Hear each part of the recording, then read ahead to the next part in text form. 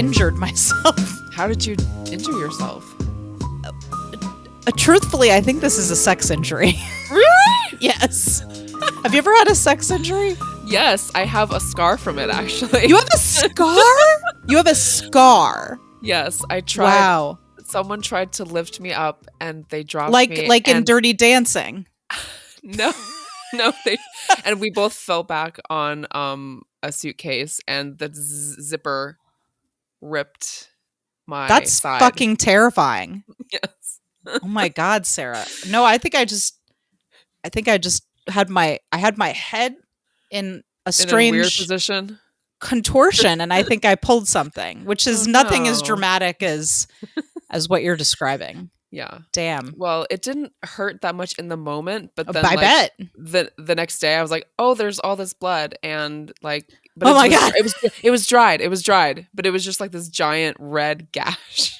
Oh my God, that's intense. This is like TMI. I'm so sorry, listeners. No, I mean, if we can't talk about that sort of thing on this podcast, where can we talk about it? Where can we? Exactly. Where can we indeed? Welcome to the Adam and Andy podcast. I'm one of your hosts, Nicole. I'm your other host, Sarah. And we're recovering from our sex injuries. And while we do that, we're going to talk about the films, television, appearances, the whole shebang of two of our favorite actors, Adam Driver and Andy Samberg. So welcome, if you're here for that. Today we're going to be continuing. I'm calling it our rewatch because we've both watched Brooklyn Nine-Nine before. So our what are we calling this? A rewatch, a contemplation, a worship? A worship. A worshiping of Brooklyn Nine-Nine. We're back with the next 4 episodes that we'll be talking 5 through 8. And that's what we're doing today.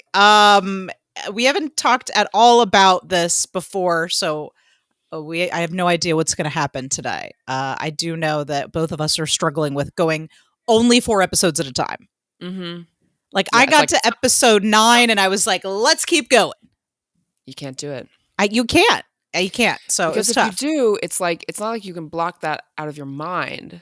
Like it'll be good for next time, but then you'll include it in like the discussion today, like somehow. So yeah, it's hard enough to separate myself from what I know of the show in the future, which isn't a bad thing. I feel like it's okay to talk about like how I'm excited. I think especially in these episodes to talk about how we can see some of the characters developing and their relationships and all that. Yeah.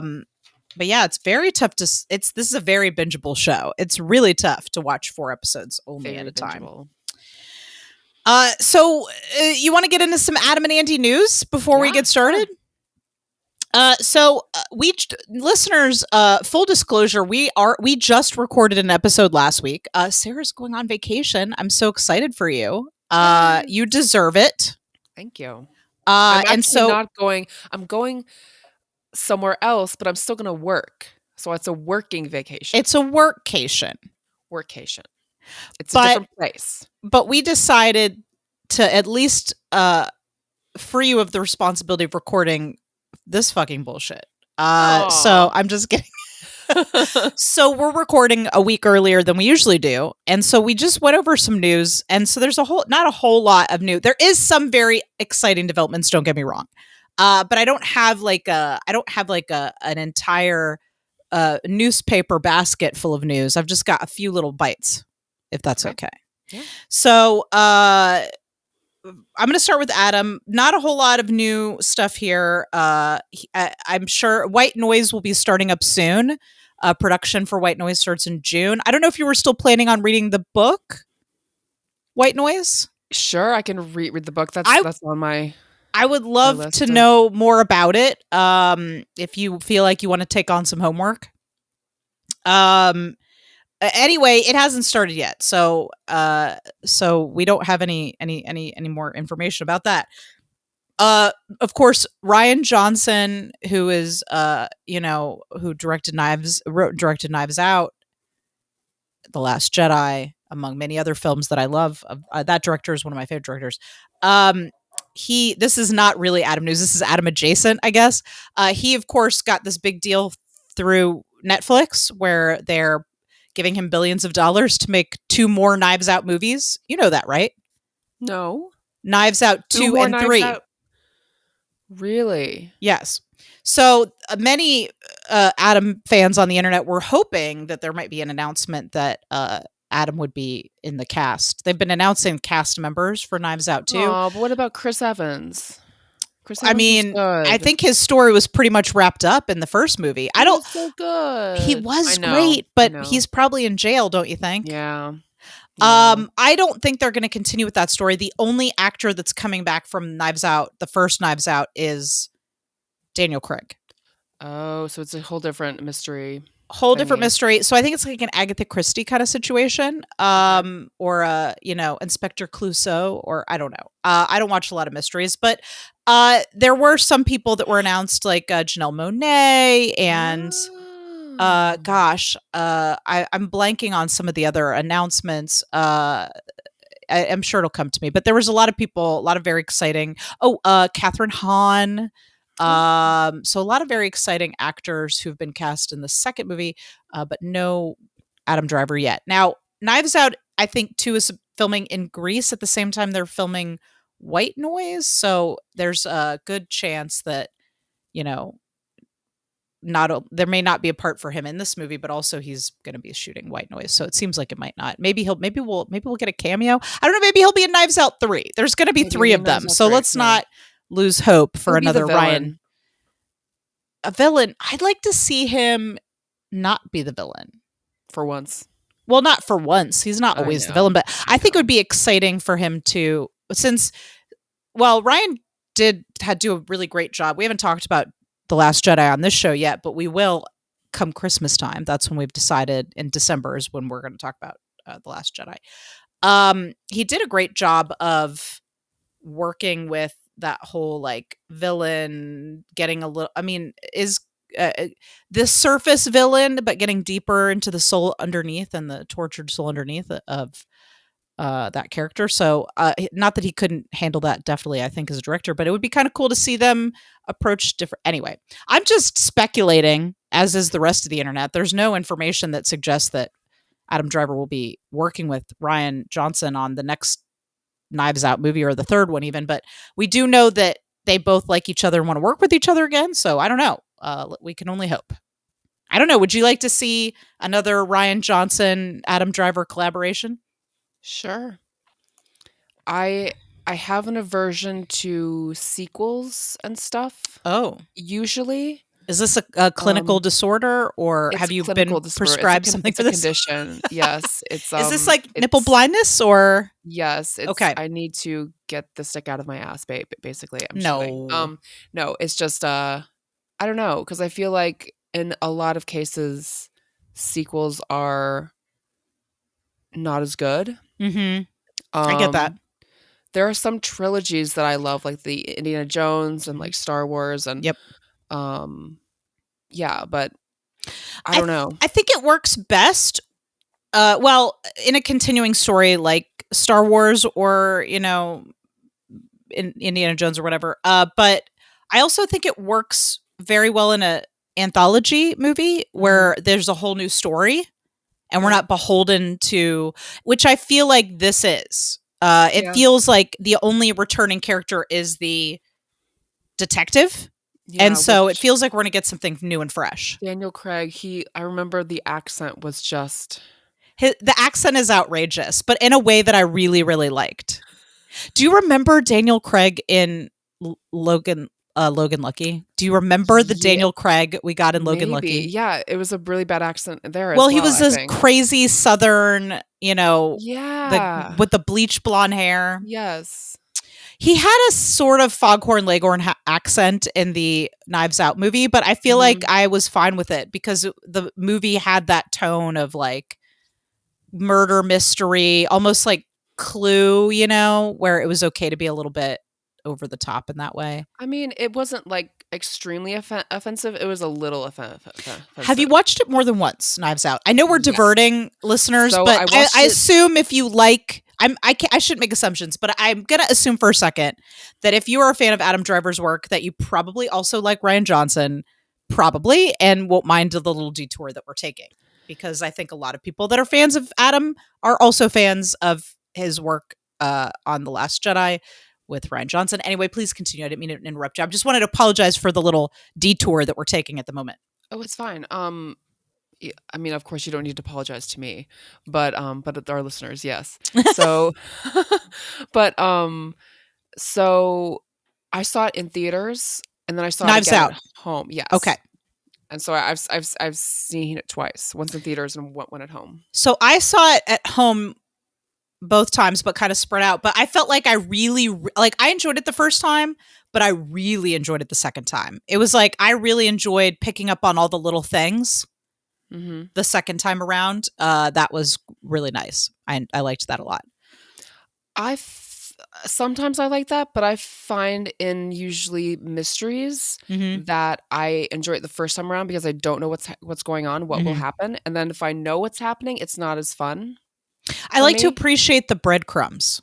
You know what I mean? I like to appreciate that. I liked watching Palm Springs again and seeing the details. Yeah, but that's not really a mystery, right? Have Looper? Not Looper. I'm sorry. I do love Looper, but Brick. Have you ever seen Brick? No. Oh my God. Brick is what made me fall in love with Rian Johnson. It's one of his earlier movies.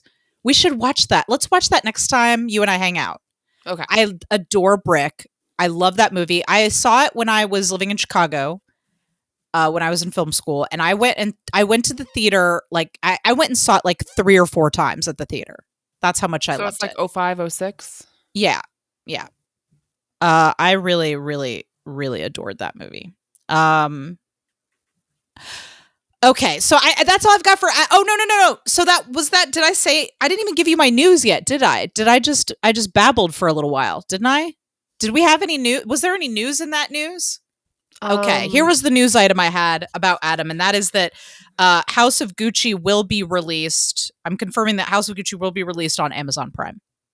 Oh. I mean, it's going to be released in theaters as well. Oh, okay. But it will end up on Amazon Prime. Okay.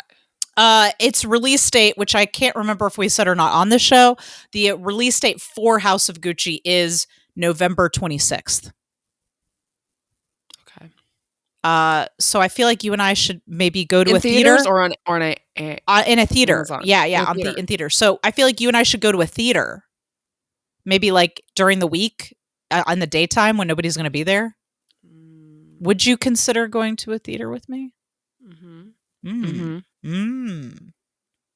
said which means yes. Excellent. Are you putting that in your calendar right now? November 26th is a Friday. I'm just going to put it like reminder, like just a reminder. Yeah. I mean, I'm sure Twitter won't let us forget. No, there's no way Twitter will let us forget that is when House of Gucci is coming out. But that's so that we can look forward to that. We can look forward to Annette in August. Oh, okay. And House of Gucci in November. I can't remember when The Last Duel is coming out. I've got it written down somewhere. Maybe you can help us out. Listeners, tweeted us at AdamAndyPod. When is The Last Duel coming out? That is the other Ridley Scott movie that he did before. Well, he had started it before the pandemic. And I do have one more piece of news for Adam. 65 is coming out in May 2022. Okay. So the sci-fi movie 65 is coming out in May 2022, which seems really a long time. Far away. Okay. I don't know why, but I guess maybe they're like, we cannot, if we unleash this much Adam Driver on the world. I think it must be effects. Oh, you're right. VFX for sure. Why didn't I think of that? I thought it was, I was just thinking that they knew it would be too powerful. There is no entity that controls the flow of Adam Driver. The flow of Adam Driver into the world. Yes, there is no. Maybe there should power. Be. Should there be? I don't think. I think the world is not ready for this much Adam Driver, or are we? Do we demand it? Maybe we're not only ready, but we deserve it. We demand it. We deserve it. Yes, it's true. All right. That's all I got for the Adam news. That turned into be a lot more information than I expected. Andy, there is a release date for the premiere of Brooklyn Nine-Nine Season 8. It is August 12th of this year. Yes. August 12th. They are almost done shooting. And in fact, Sarah, I'm going to send you a link right now. Remember when the Annette trailer came out? Yes. And we watched it together on air? Yeah. Okay, well, right there in the chat is a link to Brooklyn Nine-Nine, the teaser for Brooklyn Nine-Nine Season 8. And I was thinking that we could watch the trailer for Brooklyn Nine-Nine Season 8 together right now. Sorry, it won't stop. Okay. Won't stop what? Okay, no, I started playing it and then like I Okay, pressed roll pause it back and all the way to stop. the beginning and then we'll do it at the same time. You ready? Are you ready? Yes. Okay, and wait. I got a pop up. Okay. Ready? Is it the ad? It got through the ad? Okay, and go. A lot has happened in 8 years. Okay, so we got a little behind the scenes. That's your drum roll? Any reasonable person would default to lento. Well, it's terrible and you ruined a fun thing. Oh my god, I love them. That's quite a lot. Brooklyn Nine-Nine changed my life. It's been an incredible ride. We had so much fun. So, I might cry. Oh, these are a bunch of clips from the show. Okay. Yeah. Masterminded the entire plan. You did one small thing and I had to explain it to you like 45 times. I'm sorry about tonight. Oh, we watched that episode just now. I'm horrible at this. I know. Title of my sex tape. Well done. Oh.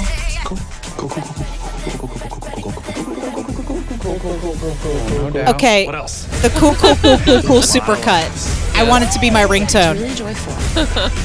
Final season though. There we go. Blaze of glory. Blaze of glory. Nine-Nine! So there we go. 9/9, ladies and gentlemen, August 12th. I'm going to close this so that it doesn't start playing something else. So there you go. Any feelings, responses? Feelings, yes. Feelings, responses. I'm sad that it'll be the last season. Yeah, me too. But I guess they've already told every story they can tell. I mean, they have a lot of episodes. I mean, they could go on forever. Come on. Per season. They could go on forever. Couldn't they?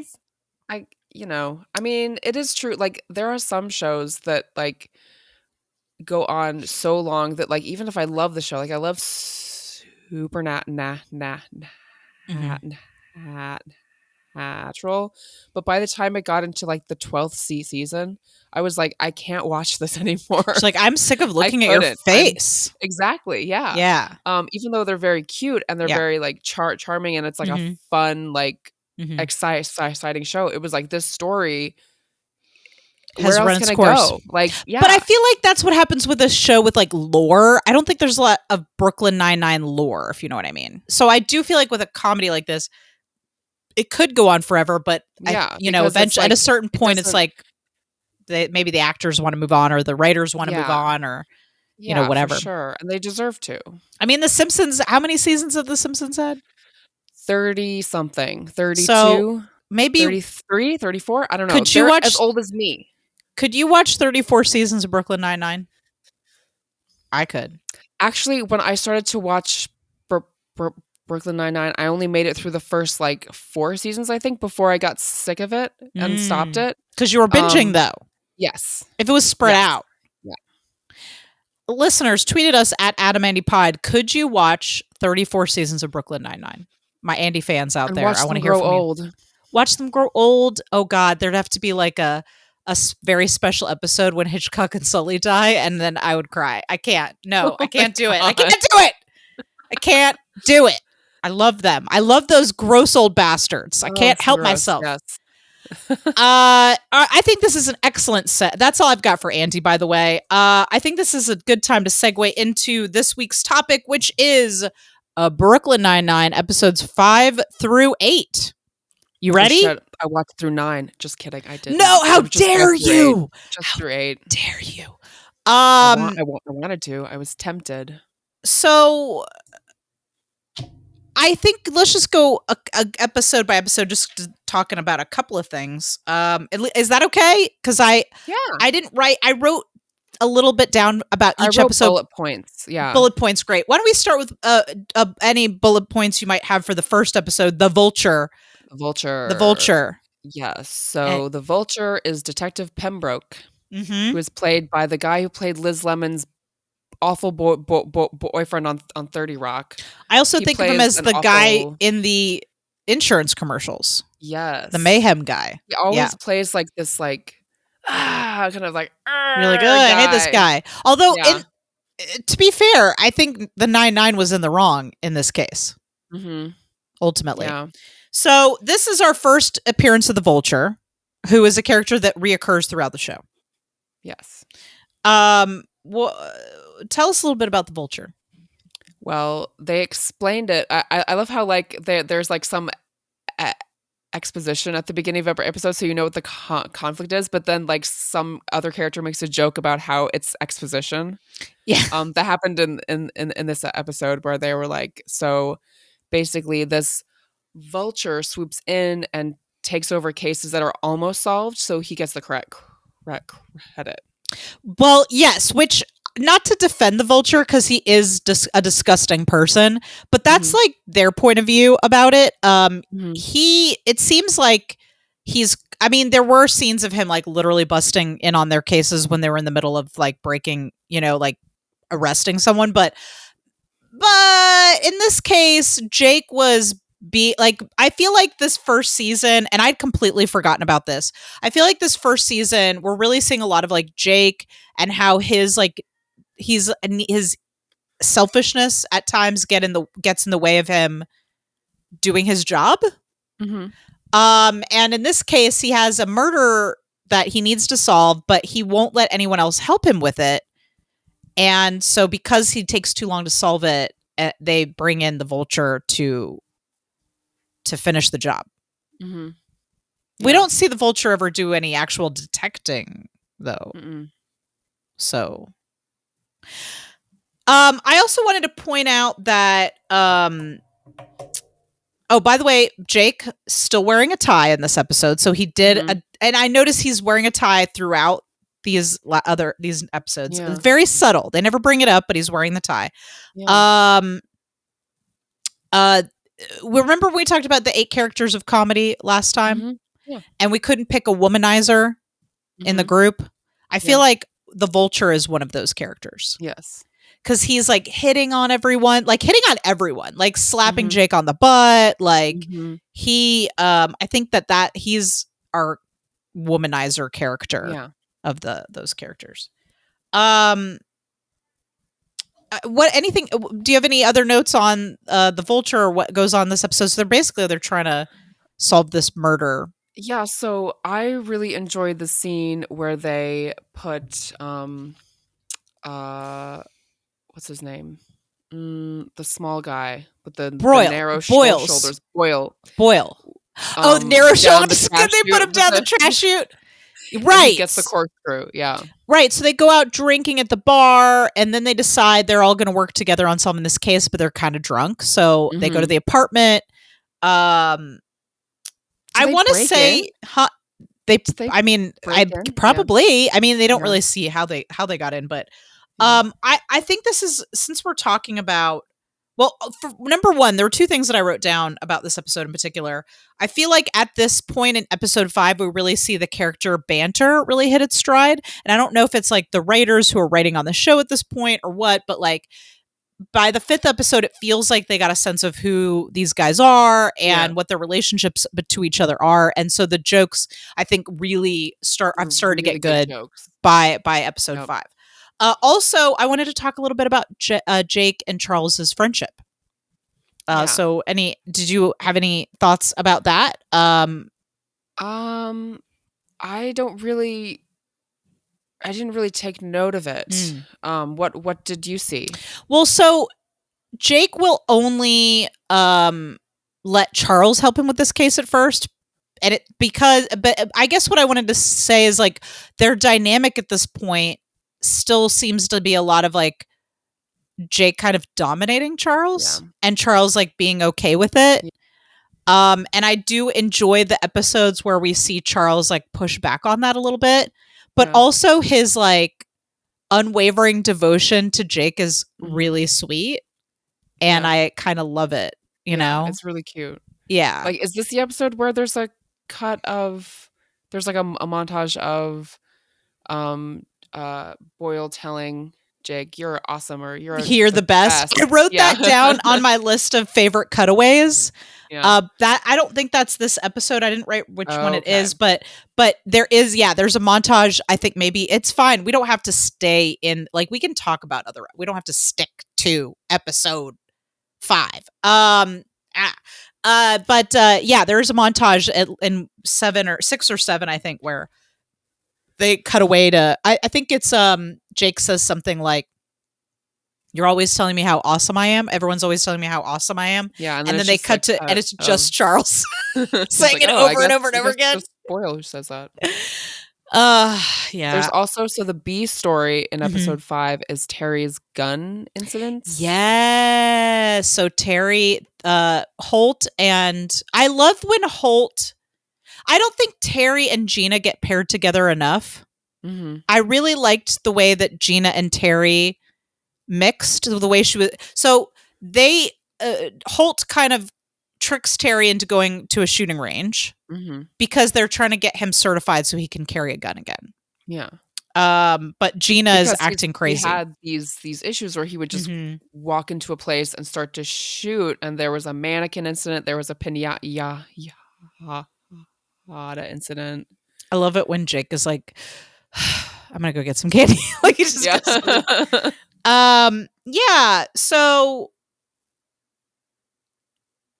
do you think I don't have a lot more to say about this episode. Do you think that he should have a gun after? No, I think maybe he needs Terry needs a couple of trips to the psychologist. Maybe he has some issues he needs to work through.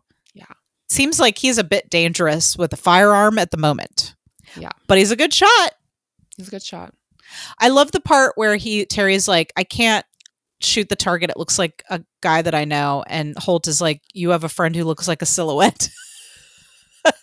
There are just some, like, the writing is getting really good at this point. And then Gina, we find out in a later scene that he did end up shooting the target 8, 9, 10 times because Gina tried to seduce him. It wasn't that she was trying to seduce him. I mean, or maybe that was your interpretation. I did not interpret that. I interpreted it as Gina saying that they were going to be best friends and she was going to, like, be, like, involving him in all her gossip and all the stuff that Gina does.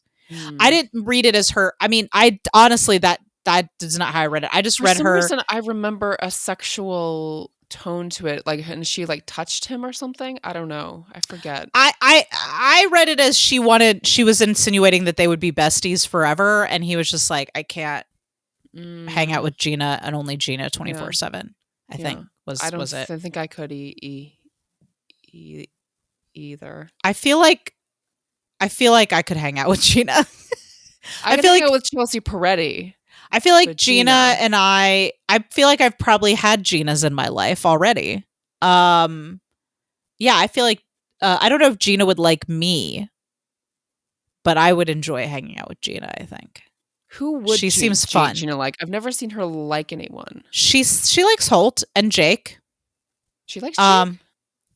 Well, yeah. I mean, they sit around and there was I don't remember which episode it was in, but her and Jake sit around and chit chat. Oh, it was the Halloween Heist episode where they're sitting and talking about, like, some, like, people that they used to know and stuff. They're just like they seem very comfortable with each other. They have I think that their relationship in real life, where they went to school together and they have this whole history in real life, I think they kind of carry it into the show. That's what it feels like to me. It's a very, like, brother-sister relationship. Also, not to get too far ahead, but I'm thinking of, like, later seasons where I remember, like, they go to, like, a high school reunion or something together and they're dressed in those tracksuits. Anyway, I always felt like Gina and Jake got along. Gina and Amy, her and Amy don't seem to get along too well. I think Rosa and Gina seem to get along okay. But I think Holt and Jake are the people that Gina gets along with the best, it seems to me. I don't know. I will say that I did very much enjoy Jake making a mold of his butt at the end of the episode, and I was wondering maybe does that mold exist? Is that a thing that people can buy on eBay? I'm just asking for a friend. Have they made copies of the mold? Just like infinite copies. Infinite somewhere in a storage locker. There's just rows and rows and rows of Andy's butt. Andy molds. Anything else to say about the Vulture? It was fun to see the whole team together. I'll say that. Yeah. I like episodes when the whole team is together. I don't know if they call those bottle episodes is when they're all stuck in the same place, but I like an episode where everybody is together. Whatever happened, man. I always mix up Scully and Hitchcock, but I think it was Scully who like ran off to go get something for them, and then we never saw him again. Do you remember that part? No. They sent him to go get a hairdryer because they were going to cover the Vulture's motorcycle in plastic and then blow it with a hairdryer.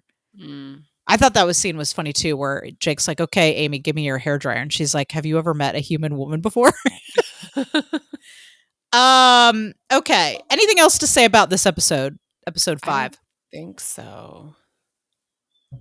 All right. Episode 6 is our first Halloween. The Halloween episodes are the best. I love this episode. I just love Halloween in general.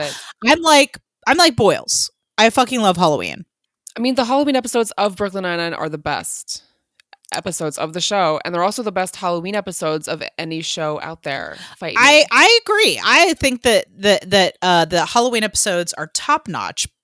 Partially because we have the backdrop of Halloween, but we've got the heist, which is what's fun so much and exciting. This is one of my favorite episodes. Okay, please, you start going. I'm going to let you take the wheel. No, I mean it's you take the wheel.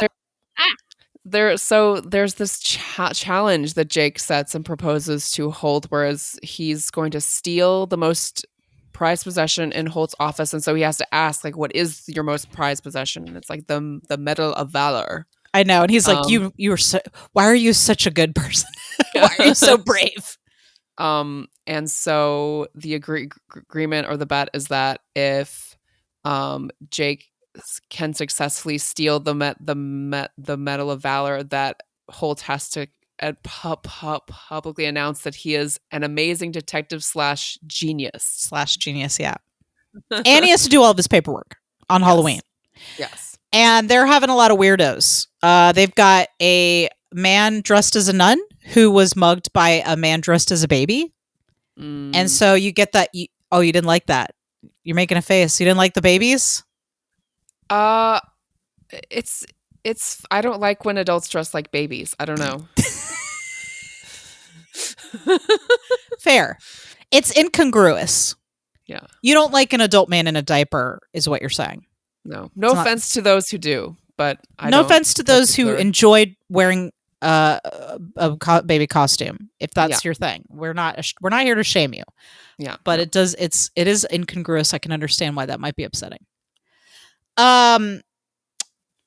So he's got this Medal of Valor. He's locked it in a safe, in a cabinet that's locked. Yes, and now Jake has to get it. Now, I can't remember what was the conditions if Jake loses. I can't remember what happens if he loses. I don't remember, but I think it was. I just loved the amazing detective / genius. Like that was funny to me, so I didn't pay as much attention to if he loses. I'm not sure if the stakes were that important as to the details. I think it was more that what was really at stake was that Jake wanted to prove to Holt that he could do it because he's still trying to earn Holt's respect, I think. Yes. So I think that was really the thing that was truly at stake, and whatever the details were was not as important. Also, I don't know if you noticed this, but when Holt puts the Medal of Valor in the safe, the sandwich. Yes, I saw the sandwich too. I was like, of course Holt keeps his sandwich in a safe with locked. They did that shot just so we could see the sandwich. Like they didn't need us to see the medal going into the safe. It was for the sandwich. That was a good joke. That was a good joke. Of course he keeps his sandwich in the safe. Of course he does. So I did not remember how this episode turned out at all. were you fooled by Jake being bad at heisting? Like he goes through a series of mishaps where he like falls through the ceiling and he dresses up like a janitor and gets caught really quickly. And I can't remember what the other thing. Oh, he tries to put pigeons through the air duct and he does all I know those poor pigeons. Although pigeons honestly they're just feathered rats. Yes. You know. So did you buy into the idea that Jake was just really bad at heisting? Or did you think he was up to something? Well, I'd seen this episode in the past like 2 years, I think. So I think I remembered enough to be like, this is all like a gag. A gag. This is a plot. Like, well, he did say at the end that he admitted that falling through the ceiling was not in the plan.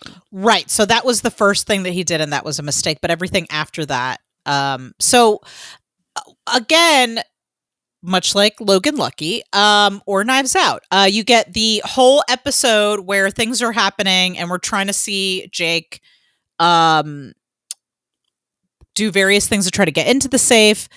My favorite of all had to be so we have the guy. They've already set up that this guy has been mugged by a man dressed as a baby, right? We even see a whole lineup of men dressed as babies.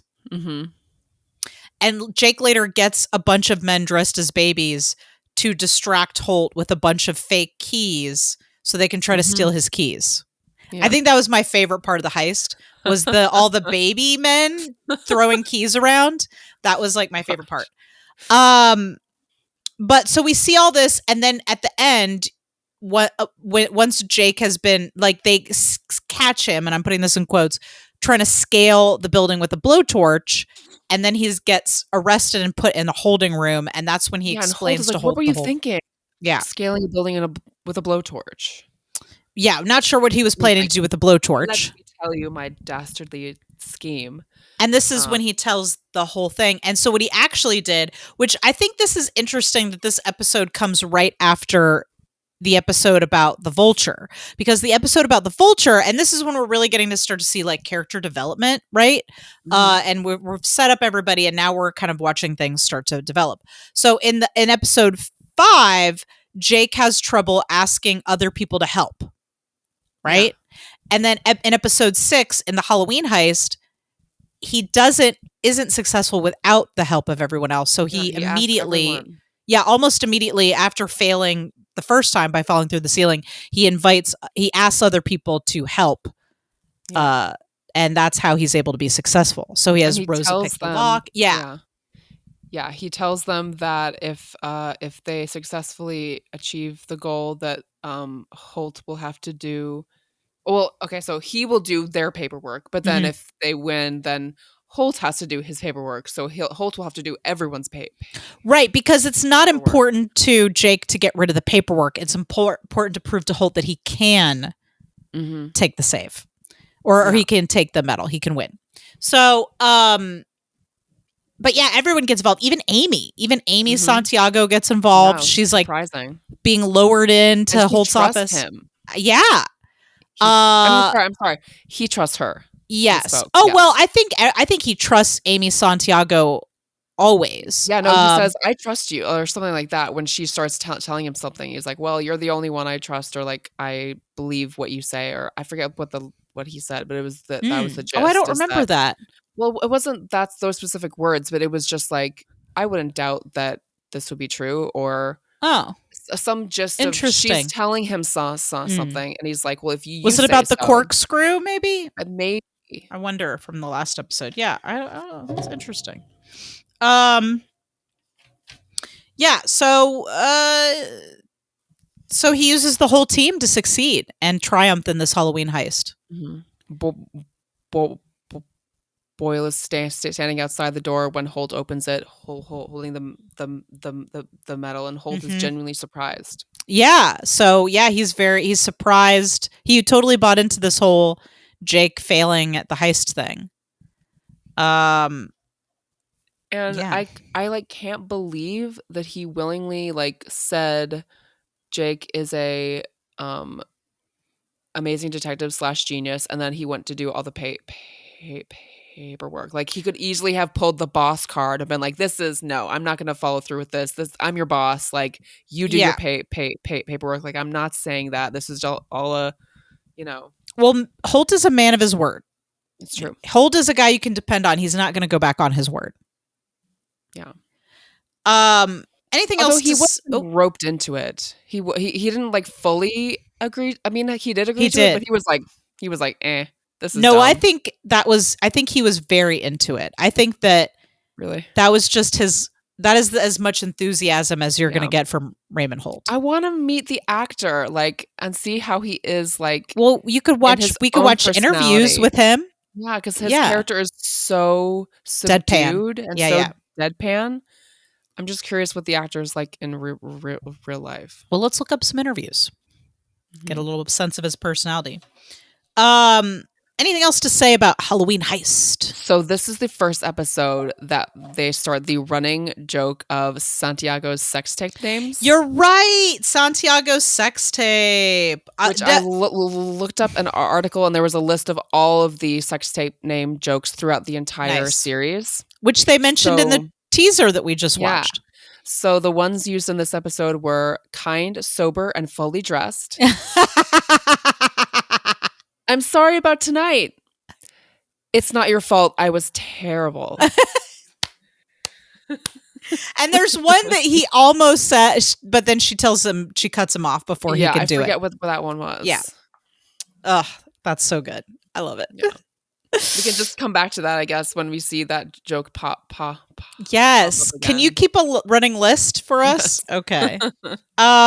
All right, let's move on to the next episode. So the next episode is there were a lot of things about this episode that bothered me, by the way. This is the episode where Jake arrests someone who supposedly robbed a jewelry store but has no evidence, and then everyone spends the whole episode trying to force evidence to convict this man of a crime that they don't have any reasonable evidence to suggest that he committed. Yeah. I don't know if that bothered you, but it bothered me. Yeah. So I just wanted to put that out there. Also, at the end, when he cracks the case, and again, I'm putting it in quotations, it's because the guy that they see at the scene of the crime is somebody who who was the roommate of this other guy in prison, but that doesn't really mean anything. Like, that other guy could have robbed the jewelry store independently of this other person, maybe got the idea from them, but then actually carried it out. Anyway, that whole storyline was very troublesome to me. Yeah. Yeah, this episode wasn't my favorite. I didn't really like the plot, I guess. Well, I will say the plot part bothered me. What I did like was this was the first time like Amy and Jake's like flirting really started to feel like they had chemistry to me. Like it was less bickering and more flirting. I don't remember that. What they were flirting the whole time. Well, so basically Amy has a date, right? And the date keeps getting pushed off. Right. And Jake is not getting in the way of the date. He actually tries to help her out. Him making fun of the date, there was some flirting there where he was making fun of the guy. There was some banter when they were like watching the security camera and she has the glasses on and they're bantering about the glasses and how she looks with the glasses on and all kinds of stuff. There was like lots of little flirty moments where I started to feel like the Amy, I wish I could remember what the name of this ship is. The Peraltigo, I think, is maybe the ship name for Amy and Jake, but I felt like the ship was really starting to leave the dock at this point. Yeah, I like this type of bantering just reminds me of like elementary school boys and girls. But that's what I'm saying is it wasn't like that. Like in previous episodes, it was like that to me. In this episode, they felt like they were genuinely like not hardcore flirting with each other, but just like they had reached a point where they could joke with each other in a way that felt companionable. Do you know what I mean? And not like where they were trying to push each other's buttons. I see. Yeah. Anyway, I don't know. I didn't make note of that. It didn't pop out to me, but I feel like I watched through season 4 in the past, and their relationship always felt like that kind of elementary school, like kids kind of flirting. I'd be and teasing each interested. other. I'd be interested to see if you, on the second watch, still feel that way as we go through the show, or if you feel like their relationship matures at all. I mean, Jake is kind of immature, so that's fair. You know, he's an immature person. I also wanted to point out that Rosa, everybody talks about their ideal date in this episode, in a little brief, series of jokes, and Rosa says that her ideal date is something cheap for dinner, watch basketball, and then bone down. Yeah. And I was like, that sounds also like my ideal date, but not the basketball, like something else. No, like watch Star Wars. No, the cheap food and the bone down part, and then but something else in the middle. So I don't know what. So that's would be my ideal date. It's cheap dinner. Watch Star Wars. I don't know. Go to a comedy show maybe, and then bone down. Those would be my. What is your ideal date? Oh man, I've been on so many dates. Let's see. So many good dates with. Yeah, I definitely think cheap food, comedy show, or Star Wars. Yeah, and then bone down. Comedy show. And okay, but what about you? That's my date. No. What's your I'm date? saying, like, I love okay, those are great too. Like, I love going. Are you out. saying we should go on a date? Yes. Okay, but not fair. bone down. Let's not that part. That's no. Our marriage is purely asexual. Platonic. Anyway, your ideal date. I've interrupted you. Oh man. Gosh, I really like. For me, I just want to be with the person I love. Like, we can do anything. Okay. Like, I don't really have an ideal. If I weren't in a relationship, my ideal date would be probably the same thing, because like the times that I've been out to a comedy show with a date, except for that one guy that I didn't really like, that was bad. But I feel like Indian food, yes. So Indian food. I don't know if Indian food and boning down really go yes, well that's together. right, because that does create some intestinal concerns for sure. Yes. I get you there. I think so maybe that's more of like a fourth or fifth date. Yeah, or maybe like you've been married for 2 years. What if like you bone down first? Get that first. Then you go for the Indian food, and then you see a comedy show, and then you come home. Yes, and bone down again. Just fart in bed next to each other. And that's how that night ends. Oh my gosh. Sounds like my usual nights. Okay. Anything else to say about this episode? I can't say that I have anything else. All right, that brings us to the last episode, episode 8. I actually wrote a lot of notes about this one. Old school. Is that I had a lot of things to feel about this. So this is when the old reporter guy, who I can't stand him. I actually mixed this episode up with, when I read the description, I actually mixed it up with a future episode, which is when Jake has to work with a fantasy writer that he really likes, who also turns out to be a jerk. But in this case, it was a reporter who was, I really like this episode. I don't like the reporter. What I like is that they bring in the idea that the idea of what we know of cop shows and cops and the iconography of being a detective, and like how misogynistic and homophobic it is. Mm-hmm. And I think that's what this reporter guy really represents. Yeah. Anyway, did you have any place you wanted to start with this? He was all about how old school detectives got drunk and like beat up people, and one joke was like that he saw a cop strangle a hippie with his own ponytail, and it's like and Amy was like, ew. That's I love illegal.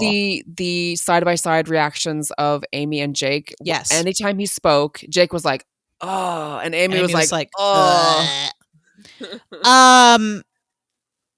Yeah, I would venture to say this is another like case where Jake is looking for like a father figure. Like he really wanted to impress this guy.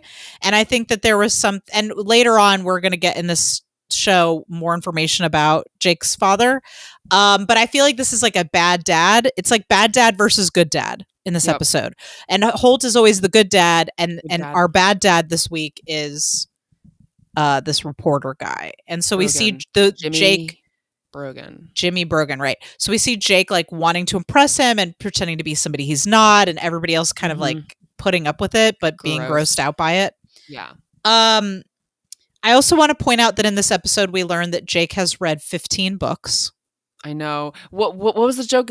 Was Amy was like 50 books is not that much, and she's like, "Wait, did you say 15?" Yes. And he just like looks at her.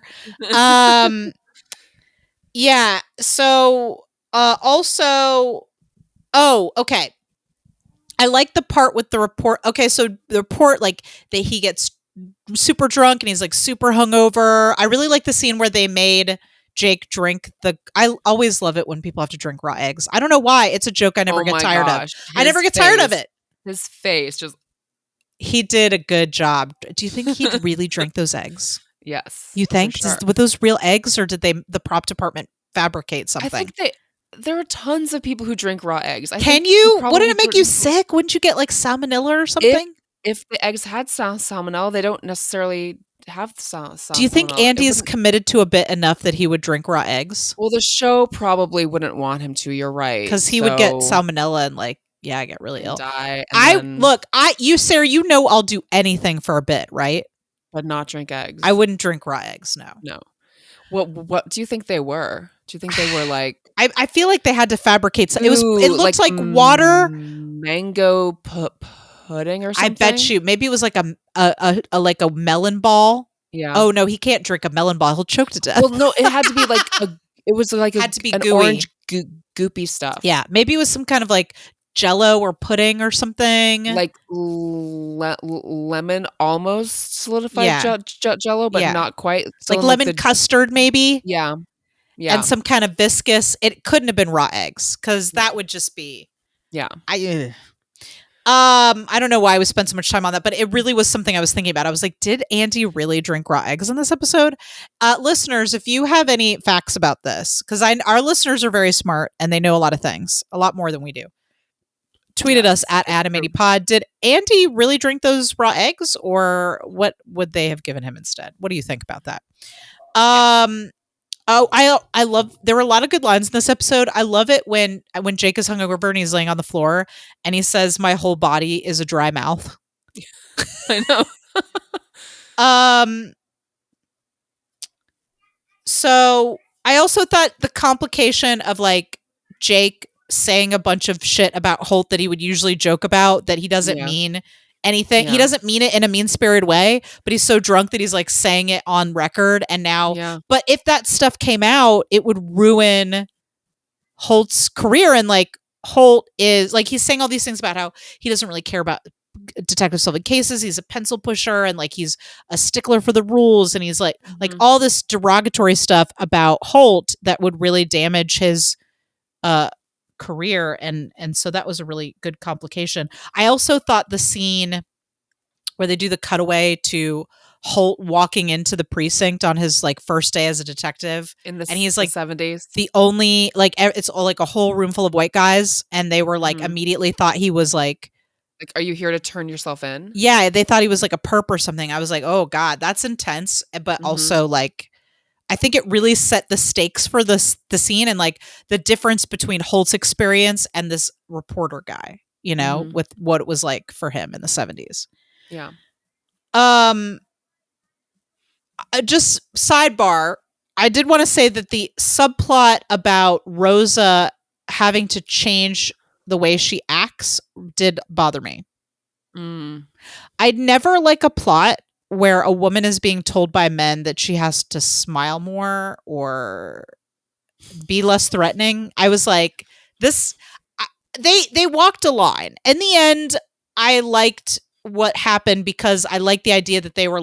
I wish they had leaned in more to Rosa being nervous, and that when she's nervous, she gets more aggressive and threatening. Like that would have been great. But there was something about them like picking out her outfits and like telling her to like smile and like be soft, and it was just like I get why that's funny, but I was just like, ugh. It didn't. I didn't like it. I think that it's like a person should dress appropriately and be calm and have a pleasant demeanor on the stand. But the fact that she was a woman and they were men made a difference.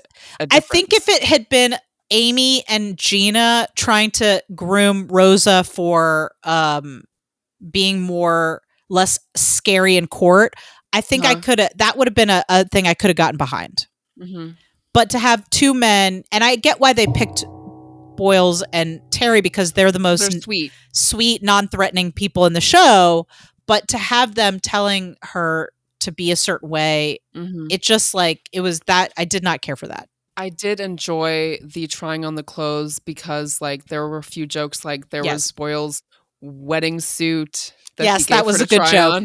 I also like when she walked out and she's like, I look like Arsenio Hall. Yeah. And he's like, is that a good thing? Or is that the best? Or I also like when she walked out of there wearing like a tight cheetah. With a cheetah. Yeah, that was. And she was like, yes. And they were like. Again, if it had been women, it was just tough for me because it was men telling women how to behave in public. And I was just. When men tell women how to dress. And like to soften themselves, to make themselves palatable for people. I just. I did, but once they got to the part where like, oh, Rosa's nervous, we got to help her not be nervous. That was a good storyline. I wish they had leaned into that. So the idea that Rosa's happy place is the super violent imagery where she's like putting a fist up the DA's ass until she could shake hands. I was like, that's some good shit. And then Terry's like, I'm going to get you a psych eval. That was all very good. It was a little rocky road to get there, though, for me. Yeah. So back to Jake and the reporter. So Jake says all this stuff when he's drunk, and then he's trying to get why are there so many scenes of men in saunas together? Is this a thing that happens a lot? I don't. They go to look. I don't have a problem with it. I don't inherently have a problem with men in a sauna together. I just. Personally, who are these men who do this? Don't know any men in my life who've done this. If you are a man and you do this, please tweet at us. Tweet at us at AdamAndyPod. How many men do you know in your life, or are you a man who spends a lot of time having important conversations at a sauna with other men? I don't know men in my life who do this regularly. Yeah. I don't go to saunas either. No. So maybe that's on me. I don't like to sweat. No. I don't like to it's not relaxing to sweat. It's not. So maybe that's on me, you know? You just don't know enough saunas. I don't know enough saunas. I don't know enough about saunas. Maybe that's it. Anyway, so they have this conversation in a sauna. I feel like this is something exclusive to comedy sitcoms though, you know, where it's like, all right, we got to have this conversation and it's got to be awkward and like they could be in a sauna. I think they had it in Mad Men as well. Like I don't think it's exclusively comedy. Okay. I've seen it in every type of film except for westerns. I'm thinking it in a western. Specifically of like Friends. I feel like there's a couple episodes where people had conversations in saunas. Sex and the Oh, you're right. Yeah, but those were women. There was an episode of Girls where people. Oh no, that was in a sauna. Was it? Anyway, there was like a women's retreat or something. Anyway, so this scene I thought was really sweet.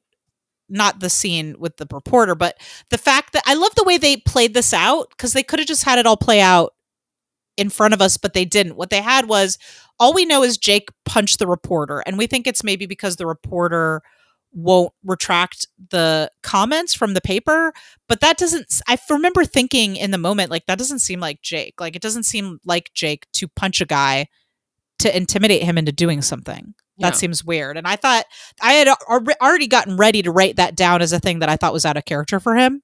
Mm-hmm. But then we find out later from Amy, because Holt manipulates her by praising her, which is hilarious. Yeah. We find out through Amy that what happened was that he did agree to retract the statement, Mm-hmm. but then he used a homophobic slur about Holt. Mm-hmm. And then that is what caused That is Jake what to caused punch him him. to punch. Mm-hmm. I don't know. How did you feel about that? I don't like violence at all. Sure. So, but I agree that was a better reason to punch him than his own ego. Well, and again, I personally don't think it was getting the statements retracted wasn't about Jake's ego to me. It was about Jake knowing that he fucked up and that what he said could really hurt someone that he loves or respects or whatever you want to say. He didn't want to hurt Holt's career, and that was why he went there. It wasn't about his ego, I don't think. Right. I think what I found really sweet about it was that Jake resorted to something that was out of character for him because he wanted to defend, or because he wouldn't stand for that type of behavior about someone that he cares about. Yeah. And so that regard, and it's, it's comedy violence. To me, comedy violence isn't like real violence. In fact, I recall, I don't remember exactly who said it. I think it was Charlie Chaplin or Buster Keaton or one of those guys. I can't remember which one, who said that there's a threshold for violence in comedy. If we think that the person is actually hurt, then it's not funny. Mm-hmm. But if the violence is absurd enough that we don't believe that anyone's actually, if we see that they're okay, which of course he gets punched and he's in the water and he looks a little confused, but he doesn't actually, there's no blood or anything. He's not dead. He's not knocked out. And I do think modern comedy does push that more, where it's like some darker comedies will actually hurt people, and that, but there's a threshold there where if no one's hurt, then it's still funny. Anyway, I just wanted to throw that out there. I'm not saying you need to feel that way. I'm just saying that I went to film school and people told me things, and now I have to share them because what else am I going to do with that information? Yeah. No, that's nice. That's good. Okay. So yeah, it ends with Jake punching the bad dad to defend the good dad, right? Mm-hmm. And then it also ends with them blowing up the book. Yes. That Jake was reading. One of the 15 books that he's read. Some shoes in the teaser. I think that was one of my favorite cold opens that we've seen so far, is them trying to extract Sully's disgusting shoes and then blow them up. And then it's like, oh, this is the worst. We also get our first Die Hard reference at the end of the episode, where he says, what does he say? "Welcome to the party, pal." Yeah. So any other thoughts about this episode? Yeah, that old school stuff, no good anymore. Get that crap out of here. Get that crap out of here. Yeah. I'm glad they talked about that.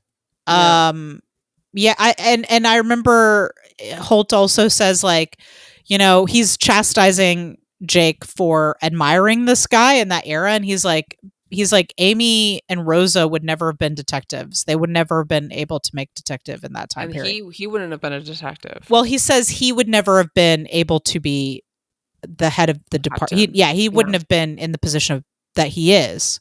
He was a detective in the 70s. That's how he knows what it was like. Oh, okay. Yeah. But it was hard. It would have been hard for him. Yeah. Yeah.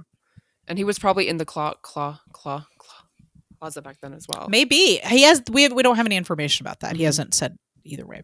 Actually, no. He said he's been an openly gay man throughout his career, and that it was very hard for him. So that's something he's already told us. So I believe he would have. I believe he wasn't. Not that making that choice or not making whatever choice someone makes in that situation is something that needs to be privately made by themselves. But yeah, I believe he's already told us that he was out at that time. Okay. So I did write down some of my favorite cutaways. I don't know if you wrote down any of your favorite cutaways. I did not. That's thought that okay. was your thing. Am I supposed to do? You don't have to. No, I'm Okay. happy to do it. I'm happy. I consider it an honor, really. Okay, yes. Let me So hear here's it. some of my favorite cutaways. Hillary Clinton and Kim Jong-un making out in the Halloween episode of Yes. Halloween episode. We already said this, but Charles telling Jake that he's the best. Yeah. That was really great. When Jake was trying to get the pigeons, again, these are all from the Halloween Heist episode.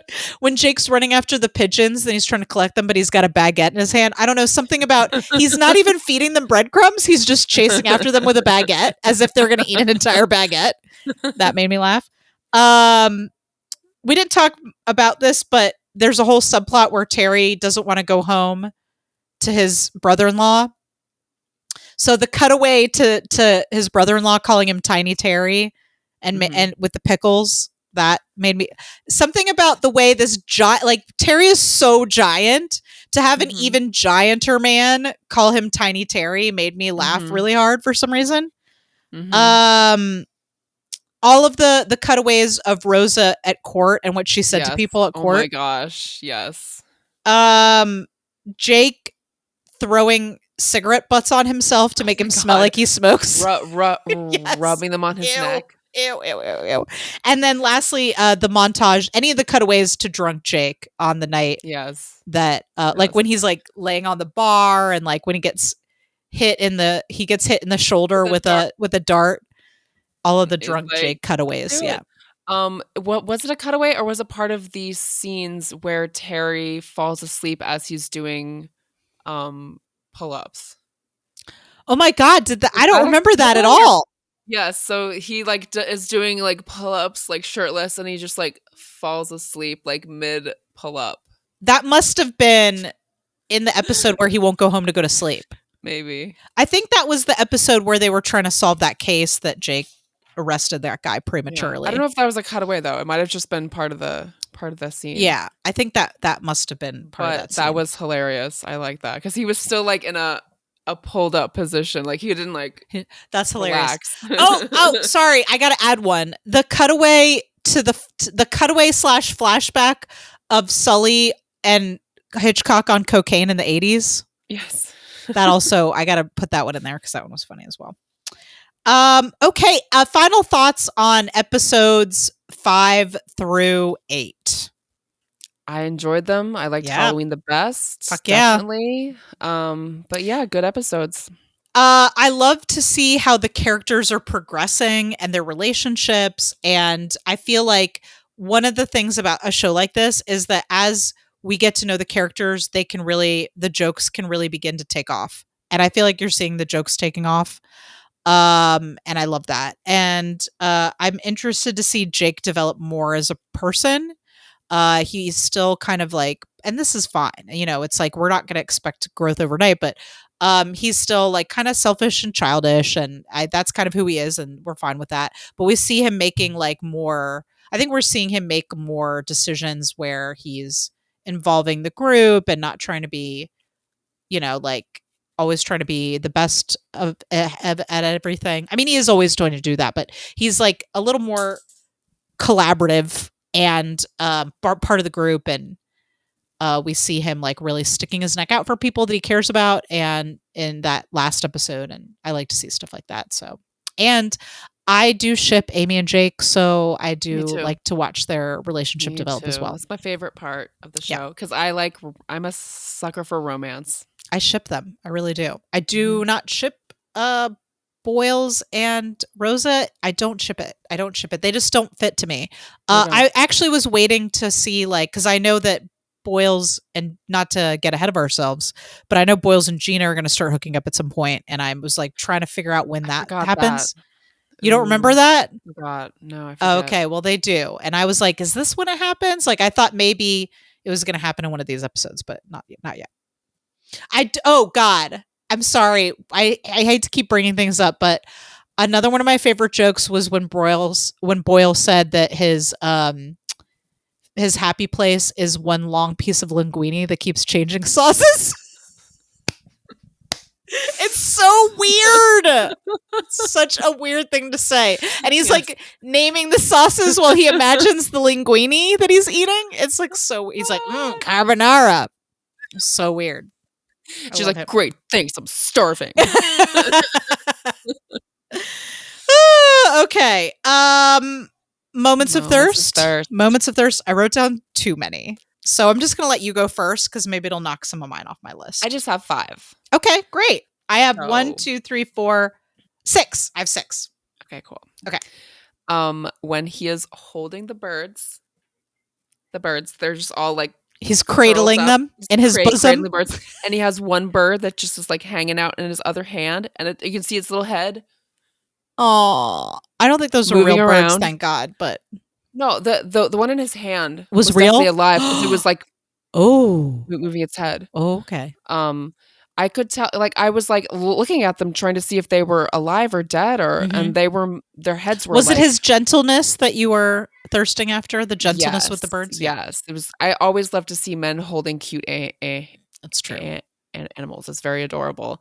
The next one is when he's screaming and playing the guitar tunelessly, and he's just like, ah!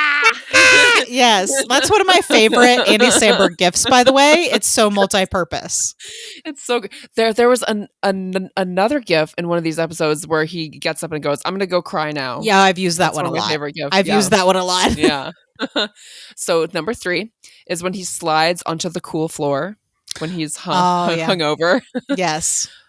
4, the face he makes when he's drinking the eggs.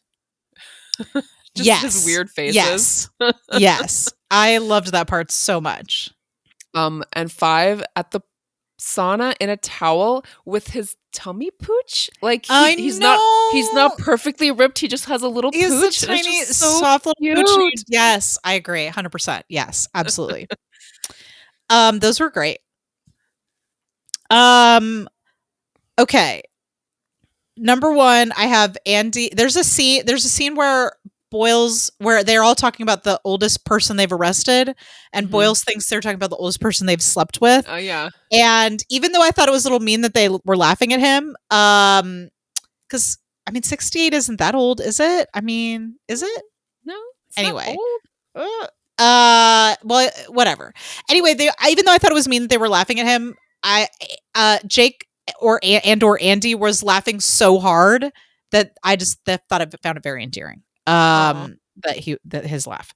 I don't know why, but okay, remember in the episode where the Vulture takes his case and Holt is telling him that, and then Jake's like, fine, but I'm gonna walk back there really, really slowly. There was something about the walk that I found hot. I think it was like the hip action. There was something in the hip action that I found very thirsty.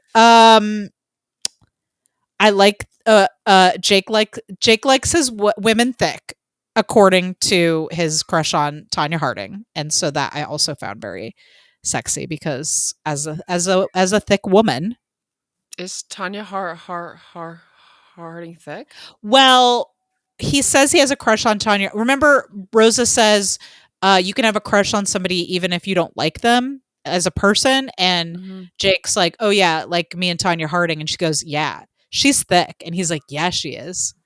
And they just had like a discussion about that. I don't think she's thick though. Like she has like strong thighs. I think that thick can mean muscular. I think there's a variety of ways you can use that word. Anyway, I just like it when men like thick thighs. That's what I'm saying. In episode 5, I don't know if you noticed, but he was totally wearing dad jeans, and I found that very hot for some reason. I didn't notice. What are dad jeans? They just looked very dad jeans to me. There was something very J.C. Penney about it, and I found it to be a big turn on. I'll be honest. I really liked it when he was dressed like a burglar. I don't know what that says about me, but when he's wearing like the all black and the beanie, and he's like handcuffed to the chair, I don't know. I liked it. And then lastly, the episode where they're all very sleepy and their hair's all like, I guess I have a thing for men looking sleepy. I liked him I like Jake when he's sleepy. Yeah. his hair was Sleepy kind of men. ruffled. Sleepy His men are eyes cute. are kind of half shut, as they talk. It was cute. Also, I just want to say, I also had a surprise thirst for Amy Santiago in the episode. So surprise The pink thirst. dress? The dress for sure, but also in the episode where they're reenacting the murder, and Amy is like, "I want to go next, but I want to stab Jake." I was like, "Ooh." There's something about her forcefulness about it that I was like, "Hello, you've got my attention." As you would imagine, I'm normally up for pretty much anything in the bedroom, but I can't tell if what happened was weird or sexy. Adam Randy trivia? Shall we? Shall we trivia? This is going to be a continuation of the trivia of the Brooklyn Nine-Nine. Okay, so Adam or Andy, a trivia contest for one, but I'm going to be receiving trivia today. I will not be guessing. Receive it. I'm receiving it. So Sarah's going to give us some Brooklyn Nine-Nine trivia. Andy Samberg's first job in TV was as a production assistant on the show Spin City. Oh, that was with Michael J. Fox. Yeah. So Brooklyn Nine-Nine now films on the same lot. Oh, interesting. Did you notice in these episodes, maybe they were in the other episodes I hadn't noticed, but that Andy has producer credit on these episodes? I did notice, yes. Chelsea Peretti originally auditioned for Megan, the role that eventually evolved into Rosa, and afterward, Gina was created for Chelsea. Nice. The creators wrote the role of Terry specifically for Terry Crews. They love the idea of someone who looks like a superhero and is very gun-shy and sweet. I know. I just love him so much. Okay, so Melissa Fumero was a huge fan of Jolo Trulio before he was cast on the show. After filming the pilot, Melissa sent Joe a text saying, "By the way, I am a huge fan." I love that because Joe, was from the State sketch comedy group and, Wet Hot American Summer. I would have been a total nerd too. I would have been like, oh my God, I can't believe I'm on a show with this guy. He's like a comedy genius. So Andy Samberg would say, cool between takes to make the cast laugh. The writers ended up incorporating it into the show. Oh my God, Sarah, I think that might be my favorite piece of trivia that you ever bestowed upon us. That is that's so cute I might cry. Yeah. I love that so much. Yeah. The cast affectionately calls Joe Butt McGee when he starts riffing during a scene and doesn't know when to stop. Oh, Joe Latruio has been posting a lot of videos on his Instagram from the set of Brooklyn Nine-Nine, actually. Oh, yeah. So the last one is the running joke about Jake's obsession with Die Hard was inspired by Andy Samberg's love of the film. That's not surprising. Oh my God, Sarah, I love that. Thank you for those delicious nuggets of Brooklyn Nine-Nine trivia. Yes. Oh, you look awesome. Come the fuck upstairs. Okay. But wait, I have to warn you about something. What? If you come up here, I'm gonna tie you to my bed and keep you for at least 3 days. I'm just in that kind of mood. Are you ready to spin the wheel? Yeah, let's do it.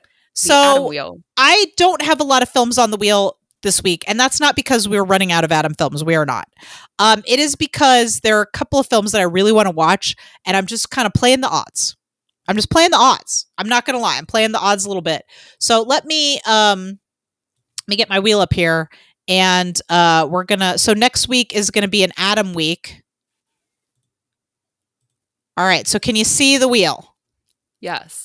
All right. So this week on the wheel, Midnight Special, Patterson, The Man Who Killed Don Quixote. I know it's only 3 movies, but I'm just I'm really gunning hard for one of these. I want to watch one of them so bad. You've done one where it was just one film before. It's okay. I know, but it's I got to give it up. I got to give a little bit to chance. So you ready? Yes. Okay, here we go. I know which one you want. It's The Man Who Killed Don Quixote. I'm so curious about this movie. Finally! I've been so curious about this movie. I've never seen it. I mean, I've seen GIFs and photos and, I'm familiar a bit with how it came to be and all that, but not even really. I know very little about this film, but I'm super curious about it, and I've been wanting to watch it, and it's one of the few Adam films that I have not seen.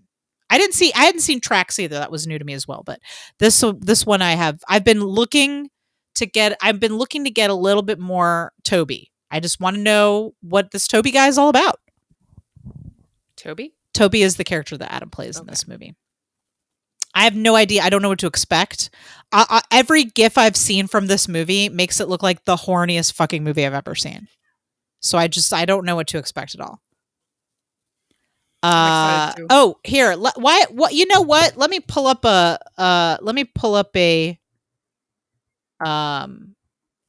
plot synopsis here. Do you know anything about this movie, Sarah? Is it based on the book?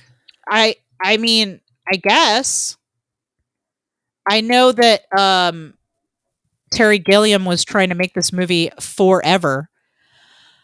Let's see. Toby, a disillusioned film director. I mean, you know how I feel about meta stuff, but Toby, a disillusioned film director, is pulled into a world of time-jumping fantasy when a Spanish cobbler believes himself to be Sancho Panza. He gradually becomes unable to tell the difference between dreams and reality. Okay, that's good. Yeah. So that's the movie we're going to be watching next is The Man Who Killed Don Quixote. So listeners, no spoilers, but maybe tell us what we're in for. But without spoiling it. No spoilers. We don't know anything about it, but I don't know, drop us a one-word adjective. Tweet at us at AdamAndyPod. What is an adjective that you would give to us to prepare us for The Man Who Killed Don Quixote? In fact, if you want to talk to us at all, there's lots of ways to do that. We love talking to the listeners of the show about the show, or just about Andy or Adam, or any news or anything that you want to add, or anything that maybe we missed. If we missed something, you can find us on Facebook and Instagram at Adam and Andy Podcast, and you can find us on Twitter at Adam Andy Pod. Of course, this podcast is available on all the usual places. And if you like the show, maybe consider leaving us a review. It would be nice. We'd like that if you wanna. I'm not gonna make anybody do it, but it'd be cool. Cool.